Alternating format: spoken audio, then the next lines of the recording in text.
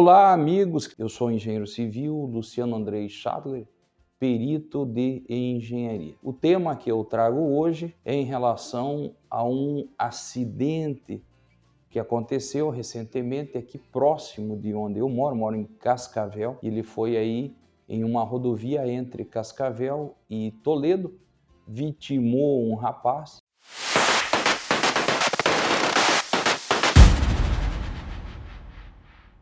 A perícia, ela se presta exatamente para evitar que situações como essa se repitam. Então, veja o que seria o caso ali recomendável. Os dois veículos, eram dois caminhões, colidiram e um deles provavelmente teve aí um vazamento de combustível e entrou em combustão.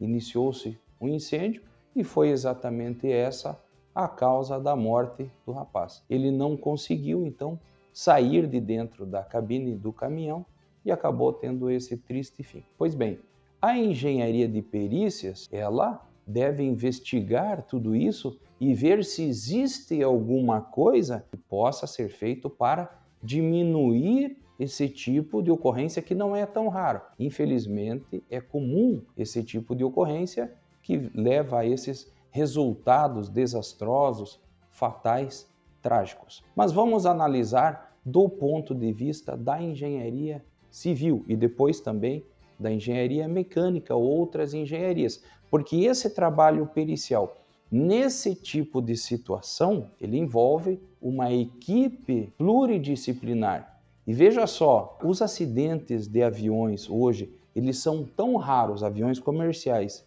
porque em cada acidente existe uma rigorosa perícia desenvolvida pelos melhores técnicos para que então se observe se existe algum elemento, algum equipamento, alguma metodologia, alguma técnica que deva ser alterada e com isso diminuído essa chance de condição de um novo acidente semelhante àquele que está sendo objeto de determinada perícia. Voltando ao caso aqui desse triste acidente, nós teríamos que analisar as condições da rodovia.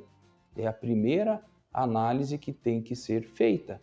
Como estava a sinalização, a questão da velocidade, se porventura não cabe aí uma fiscalização mais intensa naquele ponto, se o desvio que provocou o acidente não foi por um eventual buraco na rodovia, coisas nesse sentido para que a gente possa dar uma resposta aí em termos de engenharia civil.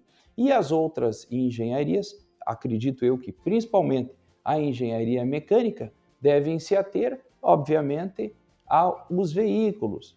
Por exemplo, a posição do tanque de combustível, o material que ele é feito, talvez um sistema de drenagem para um eventual vazamento semelhante a esse que aconteceu, um reforço maior nesse sistema, na cabine, para evitar que numa colisão desse tipo não seja tão difícil sair de dentro. Então são situações que a engenharia pode trazer a contribuição e com isso também provocar alterações na legislação. Nós tivemos em 2015 uma legislação que desobrigou o uso de extintores de incêndio em veículos. Agora imaginem vocês que estão acompanhando aqui esse vídeo, se ainda fosse obrigatório, e eu acho que deve ser, minha opinião particular. Minha opinião particular não vamos discutir aqui. Eu vou trazendo elementos neutros de engenharia e eventualmente coloco a minha opinião. Mas se fosse obrigatório, esse pai que estava tentando salvar o filho, ele poderia talvez ter bloqueado a estrada, que seria uma boa, minha opinião de novo, que ele tivesse feito, e solicitado a todos que então chegassem até ali, vamos fazer uma força-tarefa. Acredito que com 10, 12, 15 extintores teriam salvado ou no mínimo garantido que ele se mantivesse vivo até a chegada do reforço aí dos Corpo de Bombeiros. E pessoal, nessa mesma linha, eu tenho acompanhado aí a evolução dos veículos elétricos, principalmente os caminhões. Na China já existem várias indústrias com fabricação pesada de caminhões elétricos.